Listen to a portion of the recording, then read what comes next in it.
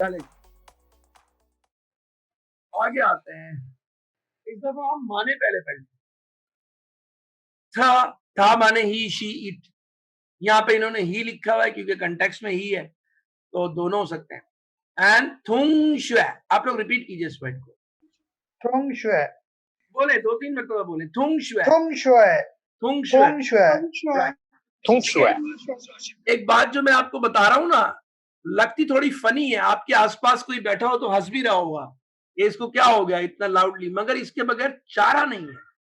जब तक आपकी आवाज आपको लाउडली नहीं आएगी ना, आपको यकीन नहीं होगा कि आपको आता है। तो हमें अपनी आवाज कान में जो गूंजती है ना, echo, that actually teaches us. ये बहुत डीप साइकोलॉजी बता रहा हूं मैं आपको लैंग्वेज की। इसीलिए आप लोगों ने सुना होगा और बाद लोग करते भी हैं, जो कि बड़े लोग कहते थे कि जब भी कोई चीज याद करो, खासतौर से इम्तिहान की तैयारी करो, तो लाउडली बोलते हुए पढ़ो। और बाद लोग छत पे टहलते हुए पढ़ रहे होते हैं, ये लड़कियां खासतौर पे करती हैं, उनकी अच्छा उनको याद हो जाता है, तो वो लोग उसको रट्टा कहते हैं। रट्टा भी एक मेमोरी है, वो शॉर्ट टर्म मेमोरी है। इस पे मैं किसी दिन बात करूंगा, short term and long term memory पे, क्योंकि आप लोग पढ़ रहे हैं तो इसका आपको पता होना चाहिए, मे भी पता हो। तो कहने का मकसद ये है कि आप लोग, जो मैं लाउड बार बार कहता हूं ना, आप लोग लाउड बोला कीजिए। एक तो इससे अंदर का बैरियर निकलेगा चाइनीज पढ़ते हुए खासतौर से, और जो आवाज आपके कान में गूंजेगी ना, तो फिर आपको यकीन आएगा कि मैंने सही बोला। तीसरा फायदा ये होगा कि आप लाउड पढ़ेंगे तो मुझे पता चलेगा आप गलत कहां बोल रहे हैं, और मैं करेक्ट कर दूंगा। अदरवाइज मुंह में तो पता ही नहीं लगना। चले जी, अब आ जाइए थुंग शुआ। बोले थुंग शुए। फांग्यो, फांग्यो, फांग्यो। फांग्यो, ठीक है। थुंग शुआ, फांग्यो, फांग्यो, थुंग फांग्यो नहीं, शुए फांग्यो। फांग्यो, ये सही है, फांग्यो। अच्छा जी, अब इसके माने। फांग्यो। थुंग शुए का मतलब हो गया क्लास फेलो या क्लासमेट। एंड जैसे आप लोग थुंग शुए हैं, नीमन से थुंग शुए, यू आर क्लासमेट्स। अच्छा, अब अगर आप में से कोई दोस्त हो आपका, तो आप कह सकते हैं कि था शे वादा फांग्यो, she is my friend, he is my friend, you can say that. So this is like this. अब आ जाते हैं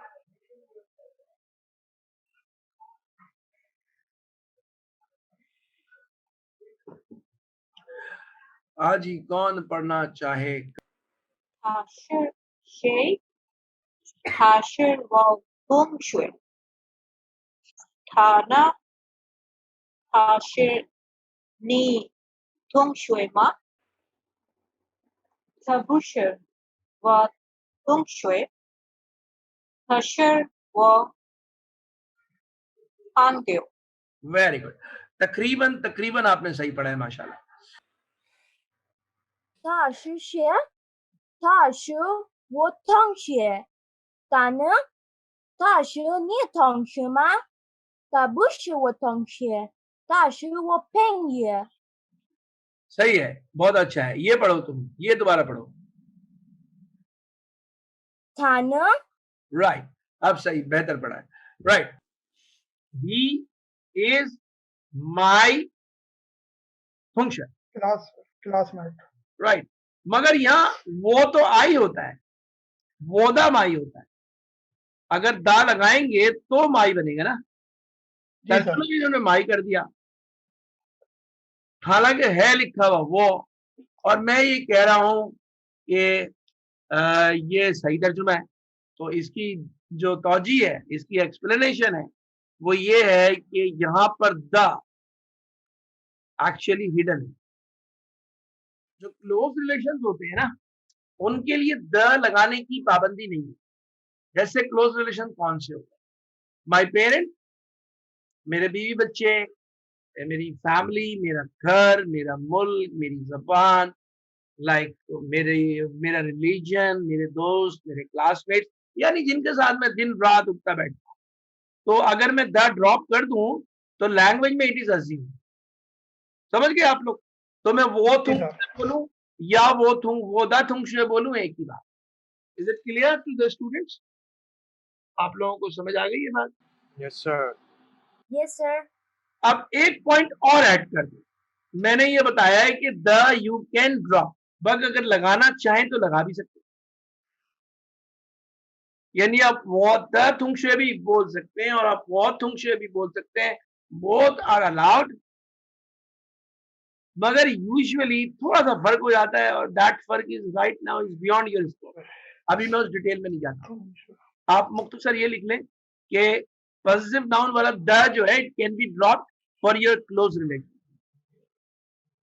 You can note it.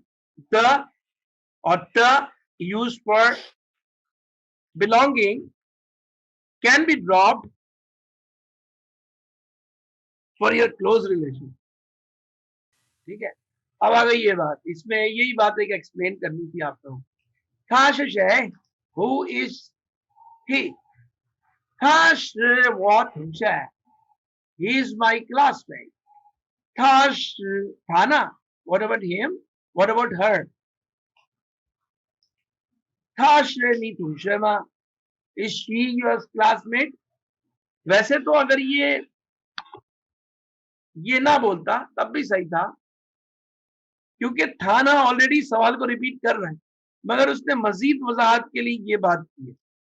As such इसकी जरूरत नहीं थी, मगर चूंकि आप लोग बिगनर हैं तो बिगनर को यूजुअली लंबी लंबी बातें बताई जाती हैं ताकि वो पूरी ऑप्शन समझ लें, अदरवाइज थाना इज ना, तब भी वही जवाब उसने देना है। अच्छा, उसके बाद हो गया था बूश वो तुमश है, थाश है वो फंग। बस एक पॉइंट में आप लोगों से पूछता हूँ, थाश है इसके तो माने ये स्टैंडर्ड तरीका है पूछने का कि तुम कौन, वो कौन है, मगर अगर मैं इसका सीक्वेंस चेंज कर दूं, शे था, तो मैं आपकी इंफॉर्मेशन के लिए बता दूं ये भी सही है, मगर इसके माने चेंज हो जाएंगे। इसके वो माने हो जाएंगे कि यानी आप डायरेक्ट नहीं पूछ रहे, आप उसमें कोई इमोशंस ऐड करना है, या तो गुस्से में पूछ रहे हैं या तर्क में पूछ रहे हैं। मिसाल है कौन? हाँ, मिसाल देता हूं मैं आप, अगर आप किसी को सिंपल बोलो कि भाई तुम कौन हो, तो इट्स जस्ट अ क्वेश्चन। अगर आपने कहा कौन हो तुम, और तुम हो कौन, अल्फाज वही है, देखें आप तरतीब बदल गई। दूसरे केस में आप अटैक कर रहे हैं या तंज कर रहे हैं, but it is not a normal question. अगर आपने सिंपल तरीके से पूछना है तो इस स्ट्रक्चर में पूछें, but if you want to say some rhetoric in it, तंज, गुस्सा, attack, then the sequence is, ये उर्दू में भी करते हैं, it's not a rocket science, हम अपने उर्दू में भी ये कर रहे होते हैं। ये स्टैंडर्ड सेंटेंस होता है। अभी मैं टोन को ऊपर नीचे करने की बात नहीं कर रहा, सिंपल अगर आपने कहा कि भाई जो स्टैंडर्ड तरीका है वो क्या है कि तुम कौन हो, मगर अगर इसी चीज को मैं हल्के से भी बोल दूं कौन हो तुम, इसके माने अलग हो जाएंगे। तो पहले अपना तारुफ तो करवाओ भाई, हाँ तुम हो कौन, ये भी अलग हो जाएगा। यानी स्ट्रक्चर जब आप नॉर्मल से चेंज करते हैं ना, तो that certain rhetoric and certain emotion in added, ये हर सवाल में ये छोटी सी एडवांस बात मैंने बता दी है। मेन पॉइंट ये है कि स्ट्रक्चर क्या है, इस शय आखिर में आता है। ठीक है साहब,